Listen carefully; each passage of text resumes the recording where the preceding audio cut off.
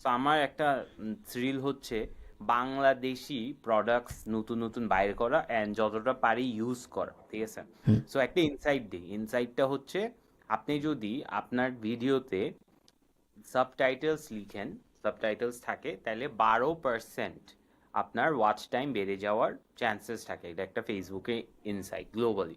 So আমি আপনার video দেখছিলাম, মোটামুটি সবগুলা ভিডিওতে আপনার সাবটাইটেলস থাকে। তো আমি অনেক কষ্ট হয়েছে একটা ভিডিও খুঁজে বের করা যেটাতে সাবটাইটেলস নাই। তো আমি ওইটা নিয়েছি। এখন ওইটা নিয়ে বাংলা কাটস নামে একটা ওয়েবসাইট পাইছি। সো বাংলা কাছে আমি গেলাম। আমি হুম। যদি একটু ডেমোটা দেখাই, আমি স্ক্রিন শেয়ার করছি, দেখা যাচ্ছে? দাঁড়াও দেখে নেই, হ্যাঁ দেখা যাচ্ছে। বাংলা তো কাজ, আমি যদি নাইস। বাংলা কাজ লিখি, তারপর share just type inside, so এখানে হচ্ছে আপনারটা দিছি। সো ইটস বেসিক্যালি সিম্পল, আমি আগে থেকে করে রাখছি যাতে ডিলে না হয়। সো এখানে জাস্ট নিউ প্রজেক্টে গিয়ে ড্র্যাগ করে হুম। আপনি একটা বসাবেন। সো আমি বসাইছি একটা আপনার ভিডিও। আমার বাংলা আগে থেকে বলিনি, অত ভালো না। সো এখানে আপনাকে জাস্ট 30 সেকেন্ডসের একটা রিল আপলোড করছি। এটা আমাকে এসআরটি ফাইলটা দিয়ে দিছে। এসআরটি ফাইল ইজ বেসিকলি, আপনি যদি সাবটাইটেলস প্রিমিয়ার প্রোতে দেন, এসআরটি ফাইলটা আপনার ওয়ার্ডের সাথে সিঙ্ক করে করে করে ওই জিনিসটা চলে আসবে আর কি, লেটারগুলো ওভাবে পপ করবে বেসিকলি সাবটাইটেলসের জন্য। তারপর আপনি এখানে ক্যারেক্টার্স পার লাইন দিতে পারেন, ম্যাক্সিমাম সাইলেন্স ডিউরেশন রাখতে পারেন, substitute English word, so English word বললে ওটার বাংলা ভার্সন। সো এটার অ্যাকুরেসিটা আপনি বেটার বলতে পারবেন। সো আপনি কি পড়তে পারতেছেন? যারা ডেফারার তারা বেসিক্যালি তাদের স্বপ্নকে কবরে নিয়ে যায়। যারা ডেফারার টেক দেয়ার, আচ্ছা ওকে, এরপর সম্ভবত আমি ইংরেজি বলছি দেখে একটু কনফিউজ হয়ে গেছে, হ্যাঁ, যে যারা হ্যাঁ, ডেফারার তারা take their dream to the grave. আপনি যদি ড্রিম গ্রেভ, আপনি যদি ডেফারার হন তার মানে হলো আপনি, হলো তার মানে আপনি আপনার স্বপ্ন বাট ইউ গেট আজকে দ্য স্বপ্ন আইডিয়া, হয়েছে। রাইট? ইয়া, হুম, খারাপ হ্যাঁ, না। আইড সে 70-80% ঠিক আছে সম্ভবত। হ্যাঁ, ওদের অ্যাকচুয়াল অনুযায়ী রিলটা যারা দেখছে 90%। তারা আরো ভালো বলতে পারবে। হ্যাঁ, ডেফারার নিয়ে একটা রিল ছিল আমার মনে আছে। হ্যাঁ। সো এই যে নাইস। ইউটিউব কিছু ওয়ার্ড কাদের রাখছে। সো কোম্পানি এটা? আইরা একটা জাস্ট টু টেক একটা ছেলে একটা মেয়ে। সো আমাকে জাস্ট রিচ আউট করছে, they want to test the product. So এটা হচ্ছে পার মিনিটে 60 টাকা করে। হিয়ার ইজ ইন্টারেস্টিং পার্ট, হ্যাঁ। আপনি যদি, আপনি কিরকম খরচ হয় আপনার সাবটাইটেলস দেখলে? আমি অ্যাজিউমিং আপনি একটা ভিডিও এডিটরকে দিয়ে ওই প্যাকেজেই হ্যাঁ, নেন। হ্যাঁ। হুম। সো আমি একটা ভিডিও ইউজ করি, আমার এক একটা শর্টস বানাইতে খরচ হয় 200-300 টাকার আশপাশে। ও, দ্যাটস ভেরি চিপ। বাট আমি যদি জাস্ট সাবটাইটেলস লিখাই কাউকে, কারণ ভিডিও এডিটার্সরা ইউজুয়ালি এটা করতে চায় না, ওইটা আমার 300 টাকা পড়বে একটা, ধরেন 1 পেজের কথা কথা। হ্যাঁ, 200-300 টাকা নিবে। টাইম নেয় একদিন। এটা আপনার 5 মিনিটের মধ্যে করে দিবে, 5 মিনিটের কমে। 60 টাকা নিবে, আপনাকে এসআরটি ফাইলটা দিয়ে দিবে। And এটা হচ্ছে ওদের ফার্স্ট ভার্সন। এরপর তো অবভিয়াসলি ডিরেক্ট ভিডিওতে ইন্টিগ্রেশন করতে পারবেন। সো আই ফিল লাইক এটা আমাদের সবার জন্য খুবই ইন্টারেস্টিং একটা প্রজেক্ট। আর বাংলাদেশে টেক বা সফটওয়্যার এইসব জিনিসপাতি বেচা খুবই কঠিন, বাংলাদেশে টাকা খরচ করতে চাই না, right? So I feel like this is a product যেটার সিম্পল একটা ইউজ কেস আছে, অ্যান্ড এটা খুবই ইন্টারেস্টিং ভাবে আই থিঙ্ক কন্টেন্ট ক্রিয়েটার্সদের টেস্ট করা উচিত। আপনার কি মতামত?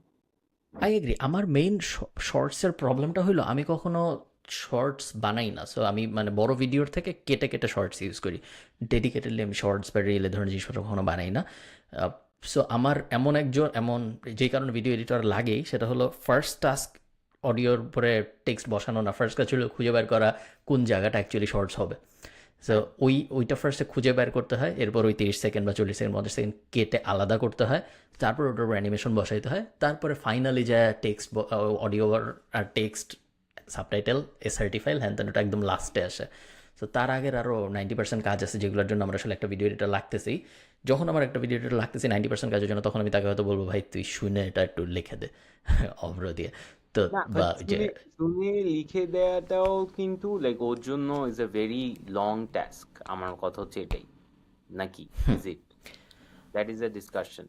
হ্যাঁ, লং টাস্ক হয়তো, আমার মনে হয় না কেউ কখনো আমাকে বলেন এটা, হয়তো যারা ভিডিও এডিট করেন তারা আমাদেরকে কমেন্টারও ভালো বলতে পারবেন। আমাকে কখনো কেউ বলেনি যে টেক্সট বসানো খুব একটা কঠিন কাজ 1 মিনিটের একটা ফাইলের, একটা অডিওর উপরে। হয়তো অনেক বড়, ধরো এই পুরো পডকাস্টের যদি কারো বাংলা সাবটাইটেল করতে হইতো, তার জন্য এরকম একটা টুল ভালো। কারণ পুরা 60 মিনিট শুনে শুনে কেউ একজন ওটার টেক্সট করবে, ট্রান্সক্রাইব করবে, পুরাটাও এটা করে সম্ভব না। বাট ওদের অনুযায়ী এখনো বেটার টেস্টিং এ, সো লং ফর্ম ভিডিওসে একটু উল্টাপাল্টা বানান হয়ে যায়, so okay, that's nice, that's হ্যাঁ।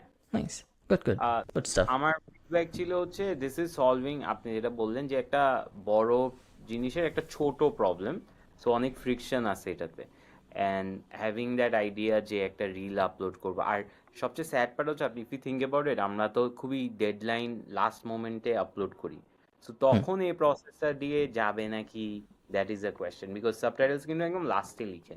সো দুইটা জিনিস, একটা হচ্ছে সাবটাইটেল লাস্টে লিখে টাইম কম এরিয়া আপলোড করলাম, সার্টিফাইডটা দিলাম, বসাই দিলাম, বাট দেন আমার আবার প্রিমিয়ার প্রতি নিয়ে আবার সাবটাইটেলসটা ইয়া করতে হচ্ছে। সো আবার এটা দিয়ে যদি আপনি ব্লগ বানাইতে চান কোনো, তাও হুম। তাও that could also be a use case. So এটা একটা interesting product, I think test করে ওদেরকে ফিডব্যাক দিয়ে ওরা খুবই নাইস পিপল। হ্যাঁ। এইরকম একটা দিন তোমার মনে হয় আসতে কত দেরি, যেই দিন আমি একটা জিনিস ভাববো এবং তারপর দু একটা প্রম্পট লিখবো, এরপর আমাকে দিয়েই কোনো একটা ভিডিও রেকর্ড হয়ে পাবলিশ হয়ে যাবে, আমার আর কিছু করা লাগবে না, আমি খালি বেশ- ভাববো এবং তারপর একটা প্রম্পট দিব। বেশি না, বিকজ আপনি আমি অ্যাকচুয়ালি আমার একটা ভাইয়ার জন্য এটা ইউজ করছিলাম, আমি ভুলে গেছি নামটা। উনি বেসিক্যালি ওনার ভয়েস গুলো দেয়, আপনি এটা করছেন তো, আপনিও করছেন হ্যাঁ, না, আপনার আমরা ভয়েস আমাদের গুলো একটা দেয়। পডকাস্টেই দেখাইছিলাম, সো বাট এরপরে ইংরেজি। হ্যাঁ, রিলসে কিন্তু আপনার বেশিরভাগ জিনিস অন্য এলিমেন্টস থাকে, সো আপনার হুম। ভয়েসটা দিয়ে স্যাম্পল দিয়ে আপনার ভয়েস রেপ্লিকেট করতে থাকবে, বাট এগুলো এখন অনেক এক্সপেন্সিভ, সো এটা একটা প্রবলেম। তুমি কি গত সপ্তাহের ফ্রাইডের ইমেল পড়ছো, বা গত সপ্তাহে এই লাস্ট ফ্রাইডেতে যে ফ্রাইডে ইমেল, সো লাস্ট আমি ফ্রাইডের ইমেইলে একটা জিনিস হুম, দেখি। সো যেহেতু এটা এই টপিকটা নিয়ে আমি একটু পরে কথা বলতাম, বাট যেহেতু আমরা এই হুম, বিষয়ে আলাপ আলোচনা করতেছি, সো আমি দেখাই তোমাকে একটা ইউটিউব চ্যানেল দেখাই। নাম হইল গিয়া, সো হ্যাঁ, দেখো এটা একটা ইউটিউব চ্যানেলটার নাম হলো ক্রেজি ক্যারেন্স। এবং হুম, এই ইউটিউব চ্যানেলটার ভিতরে মেইনলি ক্রেজি ক্যারেন, যারা জানে না কনসেপ্টটা কি, mainly Amin please explain Karen you know, ব্যাপারটা কি। যেগুলো ব্যাড বাজ টাইপের মানুষজন, ওদেরকে ক্যারেন বলে বিদেশে আর কি। ধরেন হ্যাঁ, একটা সস নিয়ে বা একটা অর্ডার নিয়ে অনেক ঝামেলা করতেছে, যে সুগার 1 স্পুন বেশি হয়েছে, তো এগুলোকে বিরক্তিকর মানুষগুলোকে ক্যারেন বলে। হ্যাঁ। যেমন ফর এক্সাম্পল আমরা যে শুনেছি যে বিচারপতি মানিক উনাকে স্যালুট না দেওয়ার কারণে একজন ট্রাফিক পুলিশকে আদালতে ডাকছিল, এটাকে তুমি একটা এক্সাম্পল ধরতে পারো যে একজন or ক্যারেনের। like এনআইট Chowdhury at every friend circle, মানে এটাই যে ক্যারেন। সো তো যে জন্য আমি এটা দেখাচ্ছি তোমাকে, সেই ক্রেজি ক্যারেনের এই ওয়েবসাইটের যে মালিক, সো এই ওয়েবসাইটের প্রত্যেকটা ভিডিওই হলো কিছু র্যান্ডম ক্যারেন ক্লিপস, ওটার উপরে ওয়াও। সাবটাইটেল বসানো, হুম। এবং সেই সাবটাইটেলের উপরে একটা এআই ন্যারেশন বসানো, এআই ভয়েস সাবটাইটেলের উপরে কথা বলতেছে, আর একের পর এক ক্যারেন ক্লিপ আসতেছে। So Karens with royal guard, Karens in a restaurant, Karens in a fight, Karens in a হাবি জাবি, হ্যান, তো যারা দেখতে চান তারা বিস্তারিত দেখতে পারেন। এবং অদ্ভুত অদ্ভুত থাম্বনেল, এবং অনেক সময় সাজেস্টিভ থাম্বনেল। সো এবং খুবই আহ, মানে তেমন কোনো আহামরি ইউটিউব চ্যানেল এরকম না, 46,000 সাবস্ক্রাইবার আপনারা দেখতে পাচ্ছেন, সো খুব অনেক কোটি কোটি সাবস্ক্রাইবার এরকম না। বাট এই ইউটিউব চ্যানেলের ইনকাম আমাদের যে কারো ইউটিউব চ্যানেলের ইনকামের থেকে অনেক বেশি, আমি জানি, কারণ আমি ব্যাক এন্ডের নাম্বার দেখছি, কারণ আমি ভাবছিলাম আমি ইউটিউব চ্যানেলটা কিনবো। সো উনি ক্রেজি ক্যারেনের যে মালিক, উনি এই ইউটিউব চ্যানেল বিক্রি করার চেষ্টা করছিল, এবং ফ্লিপায় উনি এটা বিক্রির চেষ্টা করছিল। আমি দেখি, আমি লিস্টিংটা খুঁজে পাই নাকি, খুঁজে পেলে আমি দেখাচ্ছি তোমাকে। সো তো উনি, একটু context দিই আমি, আপনি খুঁজতে খুঁজতে, হ্যাঁ, এটা কি ফেসলেস ইউটিউব চ্যানেলস গুলোর মতো? It is a faceless YouTube channel, yes. I so was gonna faceless talk YouTube about. চ্যানেলের কনসেপ্ট হুম। হলো গিয়ে, যেগুলো মানুষের কে ইউটিউব চ্যানেলের মালিক দেখা যায় না, সো এই যে সোল্ড অলরেডি। উনি শেষ তো পর্যন্ত এটা 21,995, $22,000 উনি শেষ পর্যন্ত এটা বেচছে। এবং হুম, যখন উনি বেচছে তখন প্রত্যেক মাসে এটার ইনকাম ছিল $917 মতো। লাস্ট মান্থে সম্ভবত আরও বেশি হয়েছে ইনকাম। এই লুইস নামে এই ছেলেটা বেচছে, এবং ডিটেল পরে ওর লুইসের সাথে আমার কথা হয়েছে, এবং ও এরকম অনেকগুলো ওয়েবসাইট চালায়, অনেকগুলো ইউটিউব চ্যানেল চালায়, প্রত্যেকটা ইউটিউব চ্যানেলের কনসেপ্ট সেম। এরকম একটা টপিক, যে টপিকটা মানুষ অনেক এন্টারটেইনিং একটা টপিক, মানুষ দেখে, উপরে এই যে অটোমেটিক্যালি ইয়ে আসে, সাবটাইটেল আসে, এবং 11 ল্যাবস দিয়ে অটোমেটিক্যালি অডিও আসে। তুমি যদি ওর প্রোফাইলে যাও, ফ্লিপা প্রোফাইলে, তুমি দেখবে যে ও আরও দুইটা এই মুহূর্তে বেচতেছে। একটা হইলো স্নুকার নিয়ে, সরি, আরও একটা বেচতেছে। সো ইয়ে তো অলরেডি বেচে ফেলছে ক্রেজি ক্যারেন, এবং স্নুকারেরটা এখনও বেচতেছে। So, আমি যদি স্নুকারেরটা তোমাকে দেখাই, এক্স্যাক্ট সেম জিনিস, just instead of crazy Karen এটার টপিকটা হইলো গিয়া স্নুকার। সো আমি যদি আবার স্ক্রিন শেয়ার দেই। তো ফেসলেস ইউটিউব চ্যানেলটা হচ্ছে বেসিকলি ইন্টারনেট থেকে কম্পাইল করে ভিডিওস, অ্যান্ড দেন ওরা ইউটিউব ভিডিওস হিসেবে যায়, এরপর ইউটিউব ভিডিওস গুলো এআই দিয়ে বেশিরভাগ এডিটেড থাকে, সাবটাইটেলস ভয়েস দিয়ে রাখে, ক্লিপস গুলোও মোটামুটি এখন এআই দিয়ে করা যায়, অ্যান্ড দেন ওইটার রেভিনিউটাই হচ্ছে ওদের ইনকাম আর কি। Exactly true. এবং ফেসলেস ইউটিউব চ্যানেল অনেক আগের থেকেই ছিল, অনেক দিন ধরেই ছিল, বাট এআই এর উত্থানের পরে ফেসলেস ইউটিউব চ্যানেলের জোয়ার চলতেছে।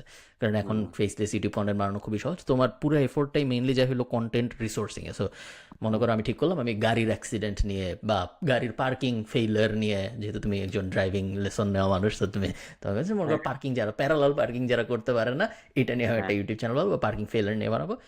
এক নম্বর হ্যাঁ। কাজ হলো রেডিটে যে খুঁজে বের করা ক্লিপ, হাজার হাজার সাবরেডিট আছে এবং প্রতিদিন কোটি কোটি মানুষ পাবলিশ করছে ক্রেজি কারেন্টের ক্লিপগুলো আসলে রেডিট থেকে আসে, সেই কারণে আমি জানি। কখনো কখনো টুইটার, বাট মোস্টলি রেডিট। অনেক বড় বড় সাবরেডিট আছে যেখানে শুধু পার্কিং ফেলারের ভিডিওই আপলোড করে মানুষ, বা ড্যাশ ক্যাম ফুটেজ আপলোড করে মানুষ। সো এই ধরনের জিনিসপত্র খুঁজে বের করা এক নম্বর কাজ। সেকেন্ড কাজ হলো ফাইনাল কাট প্রো বা দা ভিঞ্চি রিজলভ, কোনো একটা খুব বেসিক একটার পর একটা ক্লিপ বসানো। অনেকে আমি শিওর মোবাইলেও করতে পারবে, যেমন জটিল এডিটিং করা হয় না। এরপরে এটাকে কোনো একটা, এই যে তুমি যে বাংলাদেশি টুলটা দেখালে ওটার অনেক ইংরেজি ভার্সন আছে যারা ইংরেজি সাবটাইটেল করে, ওরকম কোনো একটা পুরোটা দিয়ে দেওয়া, ফার্স্ট লেখা ন্যারেশন, দেন এরকম একটা সাবটাইটেল দিয়ে দেন, দেন 11 ল্যাবস থেকে পুরো অডিওটা এক্সপোর্ট করে নেওয়া, দেন পুরোটা একটার উপর একটা বসায় একটা থাম্বনেল দিয়ে পাবলিশ করা। সাউন্ড সিম্পল, কাজটা অ্যাকচুয়ালি সিম্পল, বাট একটু সময় লাগে এই ইউটিউব চ্যানেলগুলো বড় হইতে।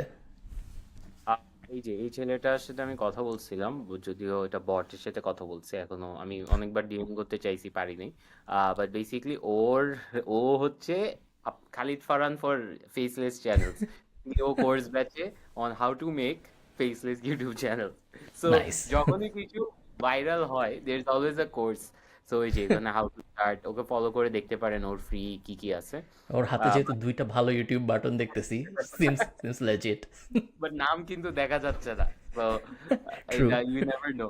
বাট এখানে হচ্ছে ও basically talks about it, so আমি ওর চ্যানেলটা দেখলাম, খুবই ইন্টারেস্টিং আছে, বাট বাংলাদেশি স্টুডেন্টদেরকে আই থিঙ্ক হেল্প করতেছে না। সো দ্যাটস, আমি গেস করে নিয়েছি বিকজ আমি 2-3 বার নক করছি ওর, ওই যে কিছু থাকে না swipe up or mention your country, hmm. And response আসে না। So I am assuming Bangladesh is in part of his ওই ইয়াটা। সো বুঝতে পারছি। এখন ফেসলেস ইউটিউব চ্যানেল কি বাংলাদেশে চলবে নাকি, আমাদের এটাও বলা উচিত। আমার মনে হয় না, বিকজ সিপিএম অনেক, ইউটিউবে রেভিনিউ তো আপনারটা জানি আমরা, যাদেরকে জিজ্ঞেস করি খুব একটা বেশি না। সো আই ডোন্ট থিঙ্ক বাংলাদেশে, ডিপেন্ড করে সাবজেক্টে, আপনি যদি মাসে 10,000 টাকা দিয়ে খুশি থাকেন তাহলে শিওর, বাট ওরা যারা বিদেশে করছে ওরা international audience, so it makes business sense. বাংলাদেশে আই উডেন্ট রেকমেন্ড। হ্যাঁ, আই এগ্রি। যদি আপনি ইউটিউব চ্যানেল বানাবেনই এরকম পরিকল্পনা করেন, এবং আপনি যদি ফেসলেস ইউটিউব চ্যানেল বানাবেন এরকম পরিকল্পনা করেন, বাংলাদেশ টার্গেট করার আসলে কোনো লজিক্যাল রিজন নাই। ইয়া, যখন ইয়া। আপনার কাছে পুরো দুনিয়া উন্মুক্ত, বাংলাদেশের ইউটিউবের ইনকাম খুব একটা খারাপ না। এই যে দেখো আমার গত 28 দিন বাংলাদেশের ইউটিউবের ইনকাম বাড়ছে। আহ, এই যে গত 28 দিন আমার $1310 ইনকাম হয়েছে দুইটা ভিডিও আপলোড করে। সো খুব একটা খারাপ পারফরমেন্স না। বাট এই সেম জিনিস, সেম নাম্বারস, যদি আমি 3.7 মিলিয়ন ভিউ পাইতাম অন্য যে কোনো মার্কেটে, যে কোনো ওয়েস্টার্ন মার্কেটে, তাহলে এটা সম্ভবত 10,000 বা $15,000 হইতো। সো না, বাট বাংলাদেশের এটা তো একটু ভাই প্রবলেমেটিক, কারণ আপনার তো আগের পুল অফ ভিডিওস থেকেও আসতেছে, রাইট? ট্রু, মানে আপনারটা ট্রু। তো লাইব্রেরি হ্যাঁ, হয়ে গেছে। তো এটা হ্যাঁ। Is so not. আমি অ্যাজ আ জিনিসটাকে এভাবে চিন্তা করতে পারেন আপনারা যে আমি এত বড় একটা চ্যানেল চালানোর পরেও আমার ইনকাম $1310 পার মান্থ, এবং it's probably one of the highest বাংলাদেশে যারা চেহারা দেখায় ভিডিও বানায় তাদের মধ্যে। এর থেকে বেশি মাসে ইনকাম ইউটিউব থেকে করতেছে, অ্যাডসেন্স থেকে বা ইউটিউবের অ্যাড থেকে, এরকম সম্ভবত আমার ধারণা খুব বেশি মানুষ নাই, যেহেতু আমার টপিক বিজনেস, আমার অ্যাডের সিপিএম বেশ বেটার আসে অন্যদের থেকে, এন্টারটেনমেন্টে হয়তো অত আসে না, তারপরেও এত কম। এবং এরকম অনেক মানুষ আছে যারা আমার ইউটিউব চ্যানেল অর্ধেকেরও ভিউ হয় না, বাট যেহেতু তারা অন্যান্য ইন্ডাস্ট্রিতে, এই যে crazy Karen for example $900, just কিছু 46,000 সাবস্ক্রাইবার, আমার 1.2 মিলিয়ন। সো আমার কত 20 ভাগের 1 ভাগ সাবস্ক্রাইবার নিয়ে অলমোস্ট সিমিলার ইনকাম, এবং ওটা স্কেলেবল খুব সহজেই, আমারটা না। সো অন্য অনেক দিক থেকে চিন্তা করলে আসলে বাংলাদেশ টার্গেট করার কোনো মানে নেই। ইয়া, ট্রু। ওকে, স্পিকিং অফ বিদেশে ব্যবসা করা বাংলাদেশে বসে, সো আগেন আমি অনেক লোকাল প্রোডাক্টস ইউজ করতেছি ইদানিং। সো আমি একটু কনটেক্সট হচ্ছে, আমার এখন আল্লাহর মধ্যে 200 মানুষ, উই এমপ্লয় অ্যারাউন্ড 200 পিপল। তো 200 মানুষ ম্যানেজ করা ভেরি ডিফিকাল্ট, ট্র্যাক করা। আগে ছোট টিম ছিল 5-10 জনের। সো একটা, মানে সবার সাথে কী করে না করে জানি পার্সোনাল হুম লাইফে কি ফ্যামিলি আছে। 200 মানুষকে এখন I barely I know them, আমার সামনে আসলে আমি চিনবো না। সো ফ্যাক্টরি যেহেতু চালাই, সো এটা অ্যান্ড ফ্যাক্টরিতে গার্মেন্টসে পার মিনিট অনেক ইম্পর্টেন্ট। সো ওদের জন্য ওরা খুবই কম টাকায় কাজ করে, মাসে একজন 8,000 10,000। সো যখন ওভারটাইম দিই আমরা, ওভারটাইমের অঙ্কটা খুবই ইম্পর্টেন্ট ওদের জন্য। সো ওরা যদি 1 ঘন্টা ওভারটাইম করে, এরপর আধা ঘন্টার জন্য টাকা পায়, এটা নিয়ে ওরা অনেক মারামারি করে। এখন আপনি হয়তো চিন্তা করবেন আধা ঘন্টার জন্য এরকম মারামারি করছে, বাট না, এটাই ওদের ইনকাম। সো আমরা যখন লাস্ট মান্থে স্যালারি দেওয়ার টাইম আসছিল, আমি অফিসে ঢুকছি অ্যান্ড দেখি যে এই মানে 100 জন লাইনে দাঁড়ানো, ক্যাশে এইভাবে স্যালারি দিচ্ছে। সো আমরা ওইটা ফিক্স করার জন্য আমি বলছি ওকে, ব্যাংক তো নাই ওদের। তারপর একটা সার্ভিস ইউজ করছি, আমি নাম বলবো না, মনে করবো এটা স্পন্সার্ড, বাট লোকাল একটা এমএফএস ইউজ করছি অ্যান্ড ওইটার পে রোলে চলে আসছে। এই প্রবলেমটা তো সলভ। সো আমার যেটা 2 দিন লাগতো স্যালারি দিতে ক্যাশে সবার থেকে নোট করে, ওটা আমি টেক দিয়ে সলভ করছি। বাট এখন আমি ওরা কয়টা বাজে ঢুকতেছে, কত আওয়ার্স, এগুলো তো আমি করতে পারতেছি না, রাইট? কারণ এগুলা কি করে, ওরা একটা খাতায় লিখে। হুম খাতায় লিখলে চুরি চুরি হইতেই পারে, বাড়াই লিখতেই পারে, অ্যাটেন্ডেন্স না এসেও করতে পারে। এটার জন্য আমরা ফিঙ্গারপ্রিন্ট, এটা সিম্পল সলিউশন। এখন আসেন, আমি দেখছি আমার অ্যাকাউন্টসে 3 থেকে 4 দিন লাগতেছে ওদের স্যালারি শিট বের করা, ওদের ওভারটাইম ক্যালকুলেট করা। সো এটা একটা প্রবলেম ছিল। সো আমি একটা এইচআর সলিউশন পাইছি যেটা local and is also going global. এটা কোনো স্পন্সার্ড কন্টেন্ট না, আমি শুনে মনে হচ্ছে, বাট আমার প্রোডাক্টটা এত ভাল লাগছে ওদের ডেমোটা, যে আমার মনে হয়েছে এটা আমি শেয়ার করি। So it's পাইএচআর। পাইএচআর হচ্ছে ভিভো সফটওয়্যার একটা লোকাল কোম্পানি। সো আপনি যদি এখানে দেখেন, ওদের প্যাকেজ আছে 2500 পার মান্থ স্মল স্টার্ট আপদের জন্য। সো ওরা কি করে আসলে, ওদের যদি আমি হুম ফিচার্সে যাই, অ্যাটেন্ডেন্স ম্যানেজমেন্ট। সো আপনি ফিঙ্গারপ্রিন্ট লাগাবেন একটা 10,000 টাকা দিয়ে ফিঙ্গারপ্রিন্টের ডিভাইসটা, অ্যাটেন্ডেন্স ম্যানেজ করবে। Employee leave management, expense management, payroll software, employee tracking. So I know it sounds basic, but এটা কেন বলতেছি, এটা সব কোম্পানিতেই থাকতে পারে। বাট ওরা কিন্তু চাইলে জাস্ট অ্যাটেন্ডেন্স রাখতে পারতো, বা যা একটা পেরোল রাখতে পারতো। বাট ওরা হুম কি করতেছে, একটা আমব্রেলা অফ প্রবলেম সলভ করতেছে, যেটা আই থিঙ্ক অনেক কোম্পানিজ গুলো বুঝে না। হচ্ছে আপনি যেরকম বাংলা কাজ, রাইট? ওরা খুবই স্মল হুম একটা প্রবলেম সলভ করতেছে, they are not solving an umbrella of problem.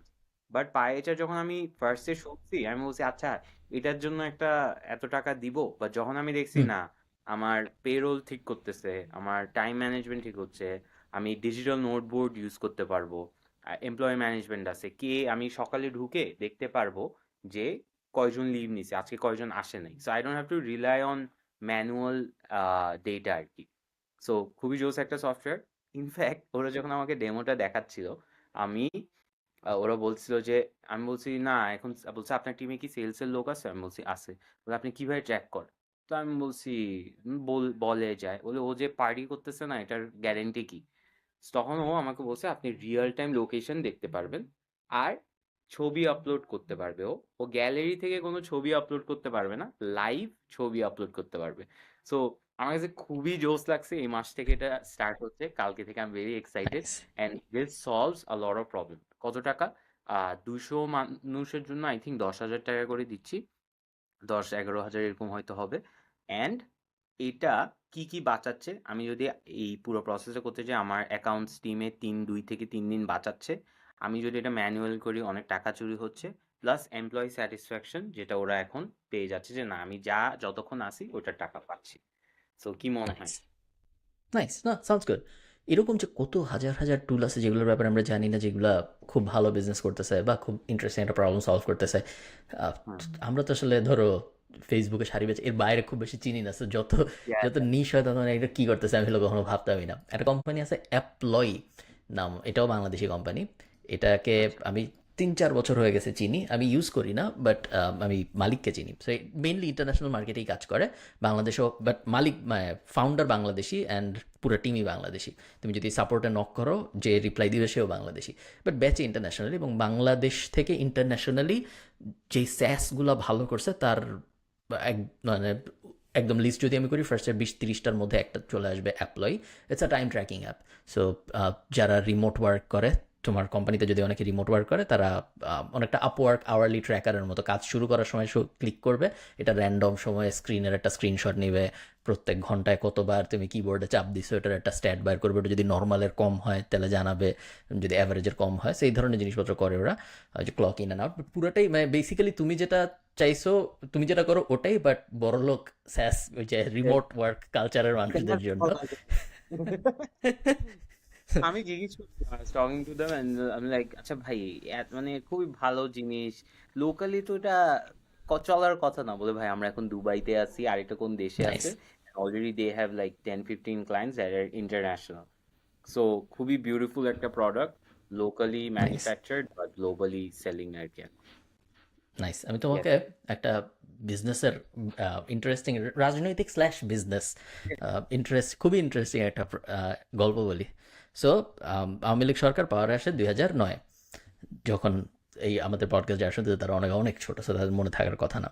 2009 Awami League সরকার পাওয়ারে আসে, এবং যখন আওয়ামী লীগ সরকার পাওয়ারে আসে 2009, তখন বাংলাদেশের ইলেকট্রিসিটি সিচুয়েশন খুব একটা ভালো ছিল না, তখন অনেক কারেন্ট চাইতো। আম, এখন কে খাম্বা বসেছে কে ইলেকট্রিসিটি, ওটা আমি রাজনৈতিক আলাপে যাচ্ছি না। তখন বাংলাদেশ ইলেকট্রিসিটি সিচুয়েশন ভালো ছিল না, কারেন্ট যাইতো আমরা জানি। তো আওয়ামী লীগ সরকারের ম্যানিফেস্টোতে আওয়ামী লীগ সরকার অনেক কিছু প্রমিস করছিল, ডিজিটাল বাংলাদেশ হবে, স্মার্ট বাংলাদেশ হবে 2021-এর মধ্যে, ডিজিটাল 41-এর মধ্যে স্মার্ট, এরকম কি জানি, প্লাস ইলেকট্রিসিটি প্রবলেম সলভ করবে, এরকম একটা পরিকল্পনা ছিল।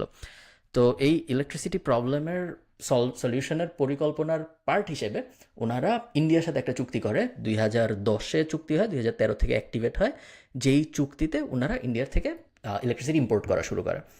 2013 থেকে বাংলাদেশ ইন্ডিয়ার থেকে ইলেকট্রিসিটি ইম্পোর্ট করতেছে। তো ইলেকট্রিসিটি ইম্পোর্ট কাহিনী খুবই মজার। তো ইলেকট্রিসিটি ইম্পোর্ট শুরু হয় যখন, তখন ইন্ডিয়া বলে যে 1 কিলোওয়াট আওয়ারের জন্য 6 টাকা দিতে হবে আমাদের। তো বাংলাদেশ রাজি হয়। অ্যাকচুয়ালি এত সিম্পল না, বেসিক্যালি ইন্ডিয়ার মার্কেটের ভিতরে বিডিং হয়, ওই বিডিংয়ে বাংলাদেশ 6 টাকা পার কিলোওয়াট আওয়ারে জিতে, এবং তারপর থেকে ইন্ডিয়া বাংলাদেশকে ইলেকট্রিসিটি এক্সপোর্ট করা শুরু করে 6 টাকা পার কিলোওয়াট আওয়ার এই হিসাবে। তো এক্সপোর্ট করতেছে ইন্ডিয়া, খুবই ভালো, বাংলাদেশের ইলেকট্রিসিটি প্রবলেম আস্তে আস্তে মিটতেছে, খুবই ভালো কথা। এভাবে চলতে চলতে চলতে চলতে আওয়ামী লীগ সরকার সেকেন্ড টার্ম ইলেকশন জিতে 2014-তে। সো সেকেন্ড টার্ম ইলেকশন জিতার পরে আওয়ামী লীগ সরকার কেমন জানি হয়ে যায় একটু, বুঝছো? সো কেমন জানি হয়ে যাওয়ার পরে ওরা ইন্ডিয়ারই আরেকটা প্রাইভেট কোম্পানির সাথে, সো ওর ফার্স্ট কথা হলো আরও ইলেকট্রিসিটি লাগবে, এরকম প্রজেকশন হয় যে বাংলাদেশে আরও ইলেকট্রিসিটি দরকার। তো আরও ইলেকট্রিসিটি দরকারের সলিউশন কি? সবচেয়ে ইজি সলিউশন হইলো, আগেও আমরা ইন্ডিয়া থেকে ইম্পোর্ট করি, এখন আরও করি, আরও কিছু টাকা দিয়ে ইন্ডিয়া থেকে আরও কিছু ইম্পোর্ট করি, তাহলে প্রবলেম ইমিডিয়েটলি সলভ হয়ে যায়। তো এই সলিউশনের পার্ট হিসেবে এবার তৎকালীন সরকার একটা গ্রুপের সাথে ইলেকট্রিসিটি আমদানির চুক্তি করে, যেই গ্রুপটার নাম হলো আদানি গ্রুপ, আমরা সবাই চিনি, আদানি সাহেবকে নিয়ে আমি ভিডিও বানিয়েছিলাম। সো আদানি গ্রুপের সাথে চুক্তি হয় যে আদানি গ্রুপ বাংলাদেশকে ইলেকট্রিসিটি এক্সপোর্ট করবে। সো আদানি গ্রুপ খুশি, আদানি গ্রুপ বাংলাদেশকে এক্সপোর্ট করার জন্য বর্ডারের কাছে পাওয়ার প্ল্যান্ট বানায়, যে পাওয়ার প্ল্যান্টের মানে ইন্ডিয়ার ভিতরেই বাংলাদেশের বর্ডারের কাছে, যাতে পাইপ খুব সহজে চলে আসে বাংলাদেশের ভিতরে, যে এই পাওয়ার প্ল্যান্টের কাজই হবে হইলো বাংলাদেশে ইলেকট্রিসিটি এক্সপোর্ট করা। 1600 কিলোওয়াটের আশপাশে এক্সপোর্টের চুক্তি হয়। তো 2017 সালে এই চুক্তি হয়, 2017 সাল থেকে টাকা দেওয়া শুরু হয়, তখনও প্ল্যান্ট বানায় নাই, কিন্তু ধরো টাকা দেওয়া শুরু।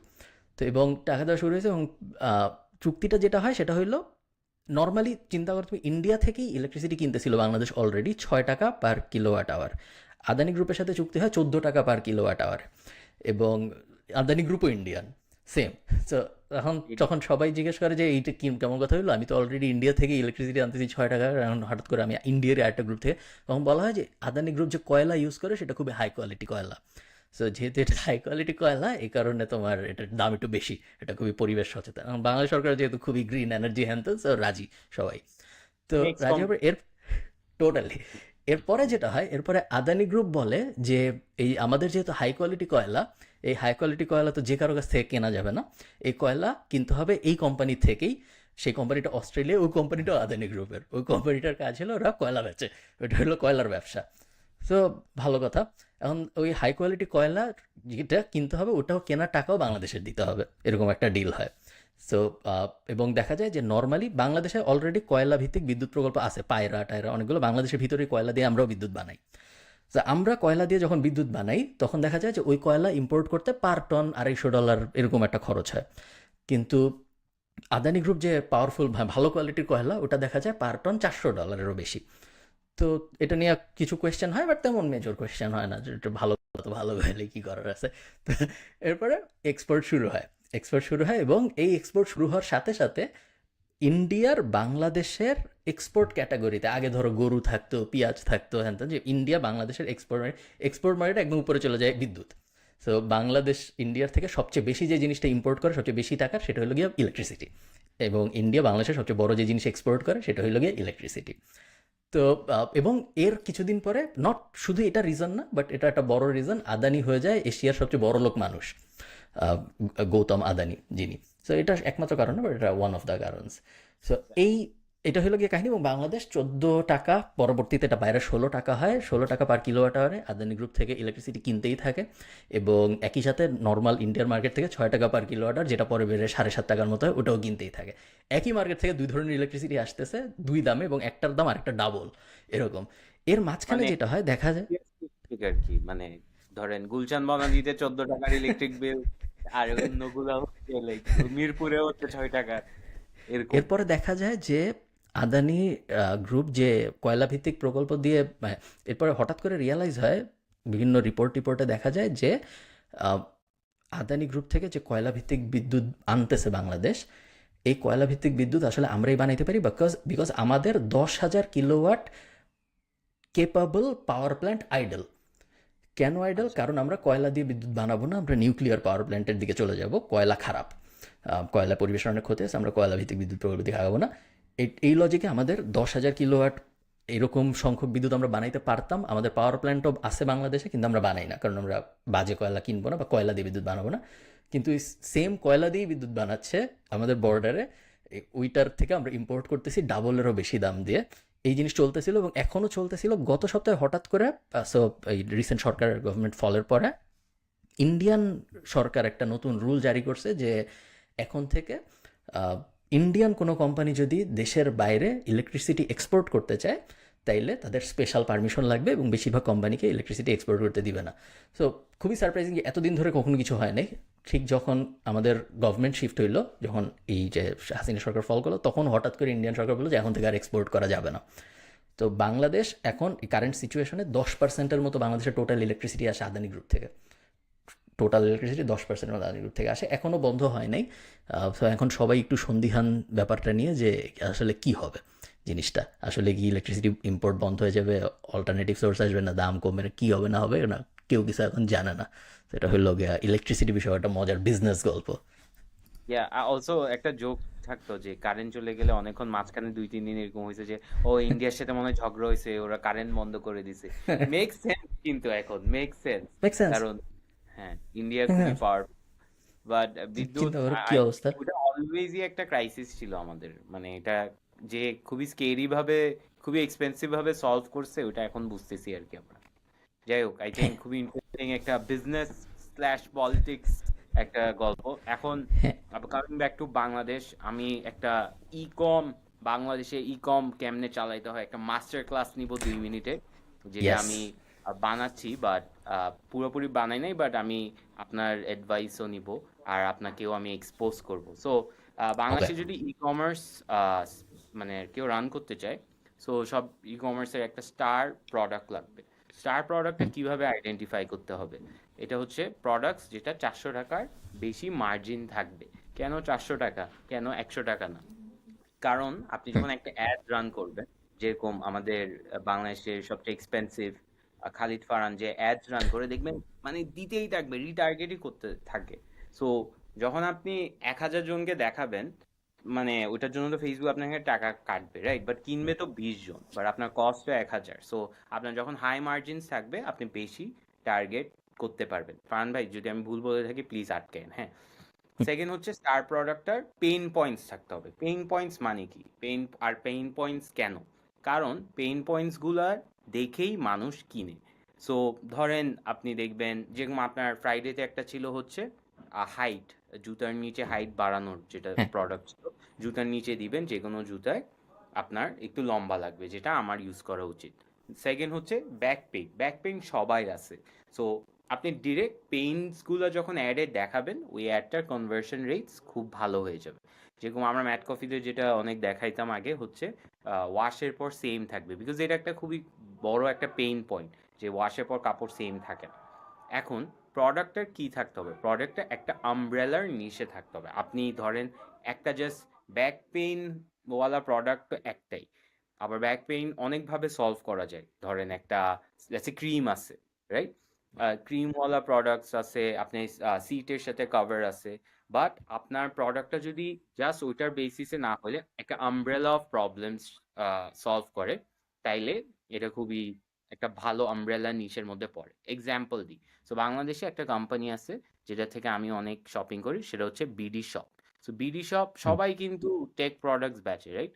বিডি শপ খুবই ইন্টারেস্টিংলি ওদেরকে একটা YouTuber slash content creator niche ফেলছে। সো আপনি যদি ওদের সাইটে যান, দেখেন মাইক্রোফোন, ট্রাইপড, এইসব জিনিস বেচতেছে। ওয়াইফাই, কারেন্ট চলে গেলে ওয়াইফাই তাও চলবে, এটার ব্যাকআপ। সো ওরা কিন্তু বেচতেছে ঠিকই সেম প্রোডাক্টস, বাট খুবই আমব্রেলা ওয়ালা একটা নিশে প্রোডাক্টটা পুশ করতেছে। তো আমি যখন একটা ইউটিউবার স্ল্যাশ কন্টেন্ট ক্রিয়েটার, আমি যখনই আমার ট্রাইপড লাগে, আমার ফার্স্ট মাথায় আসে যে আচ্ছা বিডি শপ। আমার যখন ব্যাটারি লাগতেছে, আমি বিডি শপ। সো একটা আমব্রেলার নিশে যখন আপনি সার্ভ করবেন, তখন ওইটার একটা ভ্যালু থাকবে, রাদার দেন জাস্ট বিইং আ ফেসবুক পেজে আমব্রেলাও বেচে একটা, ছাতাও বেচে একটা, গিটারও বেচে একটা। সো একটা একটা আমব্রেলা থাকলে আপনি তখন একটা ব্র্যান্ডও ক্রিয়েট করতে পারবেন যে এই কোম্পানিটা এটা সলভ করতেছে। একটা পেজ ছিল ফেসবুকে, ওরা পরে আই ডোন্ট থিঙ্ক কন্টিনিউ করছে, কেয়ার মি কি করতো, লিটারেলি পেইন পয়েন্টসই বেচতো। সো আপনার ধরেন হুম। এই যে শোল্ডার পেইন, সিট উঁচু করা, আপনার অফিসের ডেস্কে পায়ের নিচে পা রাখার স্ট্যান্ড, সো খুবই স্পেসিফিক পেইন পয়েন্টস গুলো ওরা সেল করতো। সো যখন আপনি একটা ইকম ব্র্যান্ড বানাবেন, মেক শিওর ওটা একটা আমব্রেলার নিশে থাকে। এরপর খালিদ ফারহানের কোর্স ইন 2 মিনিটস, বেসিক্যালি আপনি একটা ফেসবুক অ্যাড, একটা ভিডিও বানাবেন ওই প্রোডাক্টটা, যেটা খুবই ভালো একটা হুক থাকবে, আর একটা ফটোশুট করবেন, ওই ভিডিও ভিউজ গুলোকে রিটার্গেট করে ফটোশুটটা দেখাবেন, তারপর একটা কিলার ল্যান্ডিং পেজ বানাবেন যেটাতে অনেক অফার্স দিবেন, অনেক ডিটেলসে কথা বলবেন, অনেক ফ্রি ভ্যালিউ দিবেন, তারপর আপনি ক্যাশটা পাবেন যেটা দিয়ে আপনি পার্টি করতে পারবেন। এখন আমি তো এটা 2 মিনিটে বলছি, বাট এখন গুড হুকের একটা 1 ঘন্টার এপিসোড হইতে পারে, ফটোশুটের একটা 1 ঘন্টা এপিসোড হইতে পারে, ল্যান্ডিং পেজের একটা ক্রেজি এপিসোড হইতে পারে। সো আমি জাস্ট এখানে লিখে দিচ্ছি, সাবরি সুবিনা, ওর নাম ভুলে যাই আমি বানানটা খালি। সাবরি সুবির একটা ইউটিউব ভিডিও আছে, ওটা দেখবেন, আমি কমেন্টে পরে দিয়ে দিব, ওই চ্যানেলটা ফলো করবেন, তাইলেই আপনার ল্যান্ডিং পেজ কিভাবে বানাইতে হয় বুঝে যাবেন। তো এটা ছিল আমার 2 মিনিটের বিডি ইকম প্লেবুক। কেমন লাগছে বলো? নাইস। খুবই সুন্দর একটা একটা এক্সাম্পল দাও। মনে করো যে তুমি কিছু একটা এই প্লেবুক ফলো করে তুমি একটা বিজনেস লঞ্চ করবা। হ্যাঁ, এক্সাম্পল দাও, কি বিজনেস, কি পেইন পয়েন্ট, কি লঞ্চ আচ্ছা, করতেছো? আমরা আমার একটা পরিচিত মানুষ করতো যে হচ্ছে শেপ, আপনি শেপের ব্যাপারে শুনছেন, যে হচ্ছে হ্যাঁ। লঞ্জের আন্ডার গার্মেন্টস ব্যাচে, রাইট?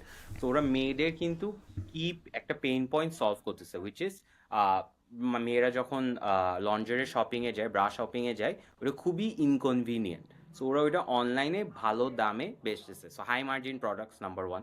সেকেন্ড হচ্ছে ওরা জাস্ট লঞ্জারের প্রোডাক্টসও বেচছে না, হাইজিন প্রোডাক্টসও বেচতেছে। সো মেয়েদের হাইজিন প্রবলেমস থাকে, ওটা বেচতেছে। সো একটা আমব্রেলা অফ প্রোডাক্টস হয়ে গেল। আপনি, you are also an umbrella of products, কিন্তু আপনি you're giving ways to make money and not just hmm. video editing. You're giving multiple sources of it. So passive journal is an umbrella of products, which is why it works and margins 500 টাকার বেশি। Prove my goat concept it. wrong. True. এই মার্জিনের ব্যাপারটা খুবই critical. এটা অনেক মানুষ বুঝে না। অনেক মানুষ ভাবে যে আমি 500 টাকা দিয়ে একটা জিনিস ইম্পোর্ট করছি বা কিনছি অমুক বাজার থেকে, আমি 600 টাকা এটা বেচা শুরু করতে পারবো। ওভাবে আপনার অনেক সময় ক্যাশ অন ডেলিভারিতে অনেক সময় বুঝে না মানুষ যে লস হচ্ছে। আবার অনেক সময় দেখা যায় ইনিশিয়াল ট্র্যাকশনের কারণে শুরুর দিকে অ্যাড পারফরমেন্সের ভালো হওয়ার কারণে অনেকে বুঝে না যে আসলে যে ওভাবে বিজনেস চলবে না। কারণ যতদিন যাবে আপনার অ্যাড কস্ট বাড়বে, কাস্টমার অ্যাকুইজিশন কস্ট বাড়বে, এবং ডেলিভারি সার্ভিস হ্যান ত্যান, রিটার্ন আসলে ওইটা সব মিলাইলে এনাফ মার্জিন যদি না থাকে আপনার কখনোই বিজনেস বড় হবে না। সো আমি ইয়া এরকম ট্রু। প্লে বুকস বানাচ্ছি অনেকগুলা, যেরকম আরেকটা প্লে বুক বানানোর চিন্তা করছি, যেটা আমি লিস্টও করছি, হচ্ছে হিডেন কস্ট প্লে বুক। সো কি কি হিডেন কস্ট থাকে একটা বিজনেসে, যেরকম সিওডি বললেন, রাইট? অনেক অনেক বিজনেস আমি দেখছি, ওরা সিওডিতে যে 1% কুরিয়ার কেটে ফেলে, এটা ওরা দেখেই না। সো ওরা দেখে না যে অনলাইনে পে করে ফেললে যে কস্টটা বাঁচে, ওইটা ওরা দেখে না। প্লাস সিওডিতে কিন্তু রিটার্নস অনেক হয়, আপনার হুম। আহ, যখন অনলাইন পেমেন্টে রিটার্নস কমে যায়। সো এটা নিয়ে একটা, আরো যে এমপ্লয়িরা টিস্যু কত ইউজ করে, এটাও একটা কস্ট যেটা কেউ রিয়েলাইজ করে না। মানে কথার কথা বলতেছি আর কি। সো ইয়েস, এই নাইস। প্লেবুকটা কি ভাই আমরা বেচতে পারবো? অবশ্যই আমি শিওর আপনারা যারা প্লেবুকটা কিনতে আগ্রহী আপনারা আবিনের সাথে যোগাযোগ করুন ওর পেজে, যে এনাফ মানুষ যোগাযোগ করলে আমাকে আমাদের পরের এপিসোডে জানাও, আমরা ওটাকে আর ইনস্টিটিউশনালাইজ মার্জিন টার্জিন বাড়ায় কোনো একটা ব্যবস্থা। ইয়েস, ওকে, ওকে। তুমি কি তুমি কি টেলিগ্রাম ইউজ করো? না, বাট আছে আর কি। তাহলে তুমি টেলিগ্রামের পর্ন সাথে কেমন কোথায় জানি দেখো? অ্যাসোসিয়েশন চলে আসে, বুঝছেন? কোন গ্রুপ টুপে যাই দেখি। টেলিগ্রাম কিসের জন্য জানি নামাইছিলাম। গাইস প্লিজ, আমি উল্টাপাল্টা কিছু জাস্ট টেস্ট করার জন্য। সো টেলিগ্রাম বাংলাদেশে মেইনলি ইউজ হয় পর্ন ডিস্ট্রিবিউশন অ্যান্ড পাইরেসি, এই দুইটা কারণে মেইনলি ইউজ হয়। এছাড়া আমার মনে হয় না টেলিগ্রামের মেজরলি। টেলিগ্রাম হইল, সো যদি আপনি, সো গুলশান বনানীর জন্য যেটা ডিসকর্ড, বাংলাদেশের বেশিরভাগ অঞ্চলের জন্য ওটা টেলিগ্রাম। আপনি এভাবে চিন্তা করতে পারেন যারা টেলিগ্রাম চিনেন না। তো বেসিক্যালি হ্যাঁ, একই রকম জিনিস, যদিও ডিসকর্ড মেনলি স্ট্রিমিং এর জন্য বানানো হয়েছিল, টেলিগ্রাম ফাইল শেয়ারিং এর জন্য। আপনার তো ভিডিও যদি টেলিগ্রামে পাওয়া যায়, it's scary, you should be worried. কোন ধরনের ভিডিও? কোর্স? এটাই এটাই এটাই। টেলিগ্রামে ওর ওকে, ভিডিও দেখছো, কেউ বললে কি যে টেলিগ্রামে, তো ইটস আ প্রবলেম। হ্যাঁ, কেন তোমার জিজ্ঞেস করছেন? এক লোক পাভেল দুরভ, রাশিয়ান, উনি 2000 উনি 2001 বা 2 এরকম সময় রাশিয়ায়, ওনার জন্ম, বেড়ে ওঠা রাশিয়ায়, টেক অন্টারপ্রেনার। সো উনি রাশিয়া একটা অ্যাপ বানাইছিল, যে অ্যাপের কাজ ছিল অনেকটা টেলিগ্রামের মতোই, যে এনক্রিপ্টেড মেসেজ আদান প্রদান। আমি যাকে মেসেজ পাঠাচ্ছি সে শুধু দেখতে পারবে, সে ছাড়া আর কেউ দেখতে পারবে না, ইভেন প্ল্যাটফর্ম নিজেও দেখতে পারবে না, টেলিগ্রাম নিজেও দেখতে পারবে না এই এনক্রিপ্টেড মেসেজ আদান প্রদান। সো এটা সে রাশিয়ায় বানাইছিল। বানানোর কিছুদিন পর দেখা গেল যে রাশিয়ায় পুতিন বিরোধীরা, সো অ্যান্টি গভর্নমেন্ট যারা, তারা এই প্ল্যাটফর্ম ইউজ করতেছে, এই অ্যাপ ইউজ করতেছে নিজেদের মধ্যে মেসেজের জন্য, নিজেদের ওই যে সংগঠিত করার জন্য, প্রোটেস্ট অর্গানাইজ করার জন্য। তো এরপরে রাশিয়ান গভর্নমেন্ট ওনাকে ধরে বলে যে এটা কি বানাইছস, এটা এগুলো বন্ধ। তো তখন সে বলে যে না, এটা তো বন্ধ করা যাবে না, এটা আমি বানাইছি অনেক শখ করে। তার বিষয়ে ব্যাক অ্যান্ড ফোর্থ হইতে থাকে রাশিয়ান গভর্নমেন্টের সাথে। শেষ পর্যন্ত ওকে কি কি হুমকি ধামকি দিছে এটা তো আমরা জানি না, বাট শেষ পর্যন্ত ও রাশিয়ায় পুতিনের সাপোর্টার, ধরো রাশিয়ার সালমান এফ রহমান টাইপ কারো কাছে ওটা বেচে দিতে বাধ্য হয় আর কি। রাশিয়ার গভর্নমেন্ট ওকে মেইনলি বলে যে বেচে দিতে হবে এটা। তো এটা বেচে দেওয়ার পর ও কোনো একটা অজানা কারণে ওকে রাশিয়া থেকে চলে যেতে হয়। তো ও তারপর রাশিয়া থেকে চলে যায়, দুবাইয়ে সেটেল হয় 2004 সালের দিকে। দুবাইয়ে সেটেল হয় এবং ফ্রেঞ্চ সিটিজেনশিপও পায়, সম্ভবত ফ্রেঞ্চ সিটিজেন হয়। তো 2006 সালে, 2004 দুবাই সেটেল হওয়ার পরে 2-1 বছরও কিছু করে না টরে না। তারপরে 2006 সালে ওর মনে হয় আবার কিছু একটা করা উচিত। ও এবার একটা অ্যাপ বানায়, যে অ্যাপের কাজ এক্স্যাক্টলি সেম, যে মেসেজ আদান প্রদান এনক্রিপ্টেড। এবার এটা নাম দেওয়া হয় টেলিগ্রাম। সো এই হইল গিয়া টেলিগ্রামের শুরু। তো এরপরে টেলিগ্রাম নিয়েও সিমিলার কাহিনী শুরু হয়, বাট এখন যেহেতু ইউরোপে চলে আসছে, মানে থাকে দুবাই, বাট কোম্পানি সম্ভবত ফ্রান্সের বা এরকম কোনো একটা, আমি এক্সাক্ট জানি না, আপনার গুগল করে নিন। বাট মেইনলি ইউরোপিয়ান, এখন টেলিগ্রাম সব দেশে অ্যাভেলেবল মোটামুটি। সো যে দেশে অ্যাভেলেবল সেই দেশের ল অ্যাবাইড করতে হয় ওই প্ল্যাটফর্মকে, এটা নিয়ম। So, যেমন ধরেন এই কারণে জুনায়েদ আহমেদ পলক ফেসবুক যখন বাংলাদেশের কথা শুনে না তখন রাগ হয়, কারণ নিয়ম হইল গিয়া যে যে দেশে আপনি প্ল্যাটফর্ম চালাতেছেন ওই দেশের রুল আপনার মানতে হবে, ল মানতে হবে। তো এই এই লোক তখন পুরো পৃথিবীতে উনি অপারেশন চালানো শুরু করে, টেলিগ্রাম চলতেছে এবং কিছুদিন পরে কনসার্ন শুরু হয় যে এই যে ধরো sex trafficking, pornography, child pornography, piracy, হাবিজাবি যা যা ধরনের অপরাধ আছে ওগুলার আলাপ আলোচনা করার পারফেক্ট প্ল্যাটফর্ম হইলো টেলিগ্রাম। যেহেতু সব কিছু এনক্রিপ্টেড থাকে, বেশ সেফ, ডিলেটও হয়ে যায় অনেকটা অটোমেটিক্যালি। সো সব মানে একদম পারফেক্ট। আমি যদি কোনো একটা ক্রাইম করতে চাই এবং আমার তোমার সাথে আলাপ করতে হয়, আমি তোমার সাথে অবশ্যই টেলিগ্রামে আলাপ করতে চাবো। তো আজকে টেলিগ্রামকে দিব। সো টেলিগ্রামকে অনেকবার বলা হয় যে আপনারা মডারেশন বাড়ান, আপনারা কোনো একটা কেউ রিপোর্ট করলে এই বিষয়ে কিছু একটা করেন। টেলিগ্রাম সবসময় বলে যে না, মডারেশনের কোনো সমস্যা নেই, সব ঠিকঠাক আছে। অনেক কিছু বলা হয় এবং শেষ পর্যন্ত গতকালকে, আজকে আমরা ভিডিও রেকর্ড করতেছি 26 আগস্ট, 25 আগস্টে টেলিগ্রামের এই যে ফাউন্ডার উনি অ্যারেস্ট হয়েছে ফ্রান্সে। ফ্রান্স এয়ারপোর্টে উনি প্রাইভেট জেট নিয়ে আরেক জায়গায় যাচ্ছিল। উনার নিজের প্রাইভেট জেট, প্রথমে ফ্রান্স এয়ারপোর্টে আসছিল দুবাই থেকে, এরপরে উনি আরেক জায়গায় যাচ্ছিল, যাওয়ার পথে ওনাকে ফ্রেঞ্চ পুলিশ অ্যারেস্ট করে নিয়ে গেছে। তো এখন দেখো নিয়তি, রাশিয়া এখন বলতেছে ফ্রান্সকে যে এটা আমাদের একজন সিটিজেন যে ফ্রি স্পিচ প্রচার করার জন্য কাজ করছিল, তাকে আপনারা কিভাবে আটকাইলেন? এটা তো মানা যায় না, এটা ছেড়ে দিতে হবে। ফ্রেঞ্চ পুলিশ এখন পর্যন্ত কিছু বলে না, এই মুহূর্তে উনি ডিটেইনড। হ্যাঁ, বাট উনি বলতেছে আর যাই করেন আমাকে রাশিয়া পাঠাইয়েন না, বিকজ রাশিয়া পাইলে ওকে ডুবিয়ে দিবে। তো খুবই এই হলো গিয়া উনার কাহিনী। উনি একজন বিলিয়নিয়ার, বাট এই মুহূর্তে উনি জেলে। ওয়াও। বাট আমাদের অনেক বাংলাদেশি বিলিয়নিয়ারও জেলে এখন, বাট বিলিয়নিয়ারদের জন্য আরেক সময় ভালো না, অনেকদিন ধরে হ্যাঁ ভালো না। গত বছর আমরা দেখছি বিলিয়নিয়াররা সবাই পানিতে ডুবে যাচ্ছে, যে টাইটানিক দেখতে যেয়ে ডুবে গেল। তারপর আরেকটা কি জানি রিসেন্টলিও ডুবছে, ফ্রান্সেই বা হ্যাঁ, এরকম কোথাও, কি জানি তারপর দেখতে ওই যায়। ক্রিপ্টোর একটা কে জানি অ্যারেস্টেড হইলো রাইট, রাইট। অনেক। হ্যাঁ, স্যাম হ্যাঁ, ব্যাংকম্যান ফ্রিড অ্যারেস্ট হ্যাঁ, হইল স্যাম 1.5 বছর আগে। হ্যাঁ। সো বিলিয়নিয়ারদের সময় না, ভালো না। যেটা বলছে, স্পিকিং অফ প্ল্যাটফর্মস, আপনি বলছিলেন যে ফেসবুক, ইজ দিস ট্রু যে ফেসবুকের রুলস গুলো একটু কান্ট্রি ওয়াইড ওরা মেনে চলে, রুলস গুলো অ্যাবাইড করে চলে? বিকজ নাইলে কিন্তু ফেসবুকও সিমিলার প্রবলেমে ফেস করতো, রাইট? বিকজ আপনি যদি ইউএস দেখেন, আমাদের বাংলাদেশের ফেসবুকের ইউজ কেস দেখেন, অনেক কিছু কিন্তু মানে চাইলে গভর্নমেন্ট বন্ধ করে দিতে পারতো। সো হুম। ফেসবুক কিন্তু কান্ট্রি ওয়াইজ পার্টনারশিপ আমার মনে হয় করে। Is this true, or I am হইতে পারে অ্যাস্কিং? করে। I am not sure. আমি মানে ফেসবুক বড় বড় ইন্টারন্যাশনাল বডির কথা তো শুনে, এটা শিওর। হ্যাঁ, কারণ এই যে হ্যাঁ, হ্যাঁ। ইউরোপিয়ান ইউনিয়নে যখন অ্যাড লগুলা, প্রাইভেসি লগুলো আসলো, তখন ফেসবুক আমাকে অপশন দিছিল, যেহেতু আমি ইউরোপে থাকি, যে আপনি কি টাকা দিবেন নাকি আপনার আমি অ্যাড দেখাবো। সো এরকম হ্যাঁ, অপশন সব ইউরোপের সব দেশের মানুষকে দেখানো হয়েছিল, এবং হুম, আমরা অনেকে যারা অ্যাড দেখতে চায় তারা অ্যাড দেখছে, যারা টাকা দিতে চায় তারা টাকা দিছে। 13.99 আমাদের এরকম কিছু একটা। সো ইউরোপিয়ান ইউনিয়ন বা আমেরিকান মার্কেটেরা যখন বড় বড় জিনিসপত্র করে, তখন আই থিঙ্ক ফেসবুক মানে। বাট এক্স্যাক্টলি মানে বলে বাংলাদেশের ব্যাপারে কোনো কেয়ার করে বলে আমার মনে হয় না। বাংলাদেশ কি বলে না বলে, আমার ধারণা মার্ক জাকারবার্গ বা ফেসবুকের ইম্পর্টেন্ট কেউ জানেই না যে এই বাংলাদেশের আইসিটি ডিভিশন থেকে ওনাদের কিছু একটা করতে বলা হয়েছিল। আমার ধারণা ওদের কোনো আইডিয়াও নেই, কেউ ও জানেই না, না। আমি শিওর।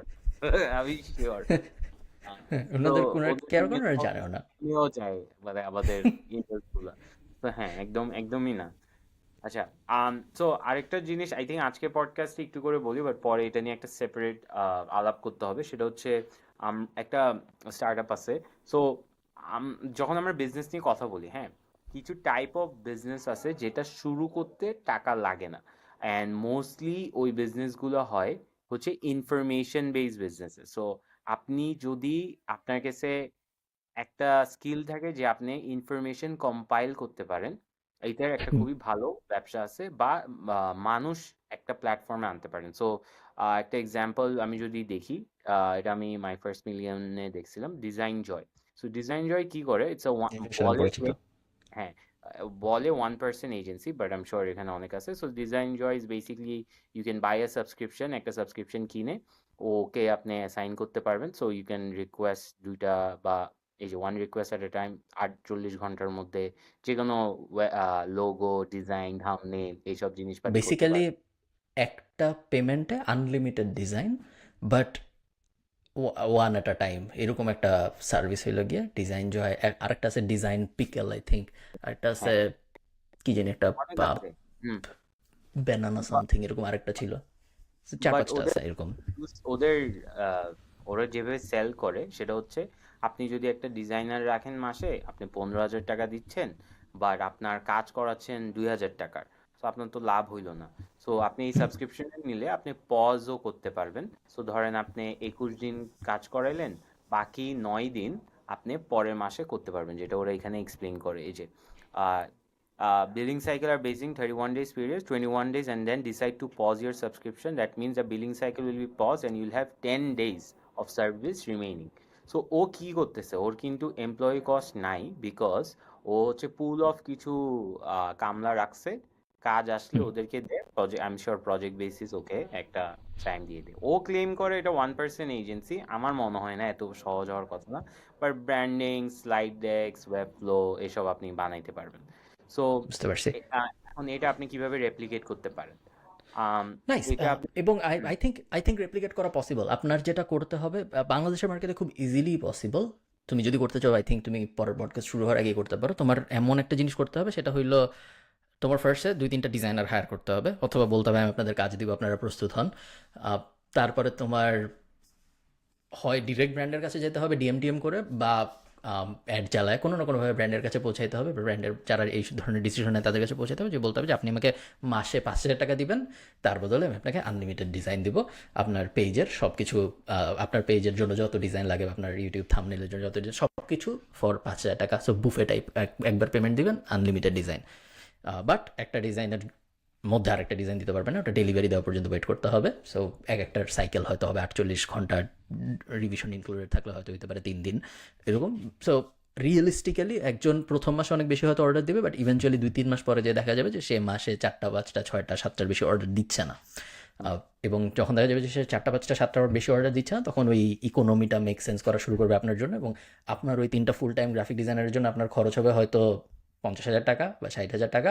একজনকে 20,000 টাকা স্যালারি যদি আপনি দেন, যদি ফুল টাইম হয়, ভার্সেস আপনি হয়তো ইজিলি 30টা 40টা ব্র্যান্ডের সাথে কাজ করতে পারবেন, যারা প্রত্যেকে ওনাদেরকে অকুপাই রাখবে, এবং আমার ধারণা 30-40% মার্জিন ইজিলি থাকবে। প্লাস আপনি তখন এই রিলেটেড আপসেল করা শুরু করতে পারবেন যে এতদিন তো আমি আপনার শুধু ডিজাইন দিছি, আপনার পেজটাও আমি ম্যানেজ করে দিই, আমি পোস্টও করে দিব না, যেহেতু ডিজাইন করতেছি আমি পোস্টও করে দিলাম, আমি আপনার ইনস্টাগ্রামে পোস্ট করে দিলাম, তারপর আমি আপনাকে রিল বানাই দিলাম। আস্তে আস্তে আপনি উপরের দিকে যাইতে থাকতে পারবেন, এবং কিছু বোঝা গিয়ে আপনি দেখবেন যে আপনার কাছে কোটি কোটি টাকা। মালিক। But I feel like back end এ এটার management will be very critical, because আপনার ইন্ডিভিজুয়ালি অনেক ডিজাইনার গুলোর সাথে ডিল করতে হবে, and anyone who has work with designers আর editors knows it's very hectic. So I feel like hires গুলো খুবই ইম্পর্টেন্ট হবে। True true. মানুষ মানুষ ম্যানেজ করা সবসময় খুব কঠিন একটা কাজ, এবং ডিজাইনার টাইপ মানুষজন হোপফুলি তারা খুব তাড়াতাড়ি এই দিয়ে রিপ্লেস হয়ে যাবে, যাতে আমাদের ডিজাইনার ম্যানেজ করতে না হয়। তাহলে আমরা খুবই খুশি হব। এনি সাপ্লাই চেইন যেখানে আপনার মানুষ ইনভলভ, ওই ব্যবসাতে না ঢুকাই ভালো। আমি জানি, কারণ আমি ওই ব্যবসায় আছি। তো আমি আজকে পাসপোর্টের ডিজির, সো পাসপোর্ট অফিসের যিনি ডিজি, ওনার একটা টক শোতে উনি কথা বলতেছিল, দেখতেছেন উনি পাসপোর্ট, তারপরে বিভিন্ন সরকারি হসপিটাল, এগুলোর সব কিছুর এন্ট্রি পয়েন্ট, বা বিভিন্ন সরকারি ব্যাংক, এগুলোর এন্ট্রি পয়েন্ট আনসাররা ম্যানেজ করে। তো তুমি ধরো সোনালী ব্যাংকে গেলে তুমি দেখবা গেটে আনসার দাঁড়ানো, বা তুমি যে কোনো সরকারি হাসপাতালে গেলে দেখবা বাইরে আনসার দাঁড়ানো। সো ওনারা ম্যানেজ করে এইসব জায়গার সিকিউরিটি। সো উনি বলছে যে উনি যখন পাসপোর্টের ডিজি হয়ে আসলেন, তখন উনি ভাবলেন যে এখন পাসপোর্ট অফিসকে আমরা দুর্নীতি মুক্ত করবো, হ্যান ত্যান। তো উনি এসব ভেবে উনি কাজকর্ম করা শুরু করলেন, এবং কিছুদিন পরে উনি দেখলেন যে আনসাররা ঘুষ নেয়। আনসাররা বিভিন্ন মানুষ যখন পাসপোর্ট নিতে আসে, তো তাদের সাথে কথাবার্তা বলে, ঘুষ নেয়। তো এরপরে উনি নিয়ম করলো যে একজন আনসার 6 মাসের বেশি এক পাসপোর্ট অফিসে থাকতে পারবে না। কারণ 6 মাসের বেশি সময় থাকলে দালাল টালাদের সাথে অনেক রিলেশন হয়ে যায়, তো তাদের বদলি করে দেওয়া হবে। এরপর উনি দেখলো যে এরপরে আনসার বদলি হয়ে যারা আসে, তারা আরও খারাপ খারাপ জায়গা থেকে আসে, যেমন ধরো অমুক হসপিটাল তমুক, যেখানে আরও বেশি দুর্নীতি হয়। সো এরপরে উনি দেখলো যে আরও খারাপ আনসার আর কি আসতেছে, যেগুলো সারাক্ষণ পাসপোর্ট অফিসে থাকে, ওগুলো তো তাও আরও খারাপ। এরপর উনি বলছে উনি একদিন 4জন আনসারকে গেটের বাইরে দাঁড় করাইছে, বলছে যে আপনারা এখানেই থাকবেন, আপনাদের তো যখনই কেউ পাসপোর্ট নিতে আসে তার সাথে তো আপনাদের ভিতরে ঢোকার দরকার নেই, তাদেরকে আপনাদের দেখায় দেওয়ারও কিছু নেই, আপনারা এখানেই থাকবেন, আপনারা ম্যানেজ করেন, তারা তাদের মতো ঢুকবে। এটা বলে উনি গিয়ে সিসিটিভিতে দেখা শুরু করছে যে 4টা আনসার কি করে, এবং উনি দেখছে যে 20 সেকেন্ডও দাঁড়ায় নেই, একজন আসছে তার সাথে করে একটা আনসার ঢুকে যাচ্ছে। এবং উনি যে লজিক দিছে সেটা হলো গিয়া আনসারদের পানি সর্বোচ্চ পানিশমেন্ট হইল 1 দিনের বেতন কাটা, 2 দিনের বেতন কাটা, এই ধরনের জিনিসপত্র, আর নাইলে চাকরিচ্যুতি। এই দুটো হলো পানিশমেন্টের অপশন। এখন মানে আর্মি অফিসার তো আনসারদের মারবে না, না মারার উপায় নেই, যদি ঘুষ খাস কেন তার মারবো, এরকম উপায় নেই। সো একদিন আনসারদের বেতন, এগেন সব উনার কথা বলতেছি আমি, আনসারদের বেতন নাকি 16 থেকে 18,000 টাকা এরকম।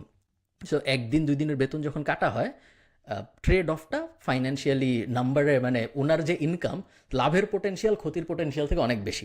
সো মানে ও আমার পুরো যদি স্যালারি না পেয়ে এক্স্যাক্টলি, এটা ফুল টাইম করলে ইট মেক্স মোর সেন্স। আমি যদি তোমাকে পাসপোর্ট থেকে অফিসে ঘুষ নিতে পারি, আমার 3,000 টাকা লাভ হবে। যদি আমি ধরা খাই, তাহলে আমার 500 টাকা লস, কারণ হ্যাঁ, আমার হ্যাঁ, হ্যাঁ। একদিনের বেতন কাটা যাবে। সো আমি যদি এটা লজিক্যালি বিজনেস ওয়াইজ চিন্তা করি, আমার ঘুষ নেওয়ার চেষ্টা করাটা অনেক বেশি লজিক্যাল, কারণ তাহলে আমার ইনকামের চান্স অনেক বেশি। আর চাকরিচ্যুত করা হইলে 18,000 টাকা লস। যদি আমি বাই এনি চান্স 10 থেকে 15 দিন ঘুষ খাইতে পারি, আমার জন্য চাকরি চলে গেলেও লজিক্যাল জিনিসটা হয়। সো এইখানে উনি এটাই ব্যাখ্যা করতেছিল যে ইকোনমিক্সের দিক থেকে এটা আসলে সলিউশনের কোনো উপায় নেই, বিকজ এটার ইকোনমিক্সটাই ঠিক নেই। আমার কথা হচ্ছে ভাই, সিস্টেমটা না ঠিক করে ঘুষটা কেন ঠিক করতেছে? হোয়াট ইফ প্রসেসটা এমনই হইতো যে ঘুষ দেয়া লাগতো না, তাইলে কি হইতো? ওর চিন্তা করতে না, ও ঘুষ খাচ্ছে, ওইটা ঠিক করবো, মানুষটাকে ঠিক করবো। I think that is where the problem was. Okay, ঠিক আছে। আর তাহলে পরের পডকাস্ট আলাপ আর কিছু শেয়ার করার ছিল তোমার? না, মানে নেক্সট পডকাস্টে করবো, but okay see you, thank you, like, share, okay, subscribe, bye. টাটা সবাইকে, বাই।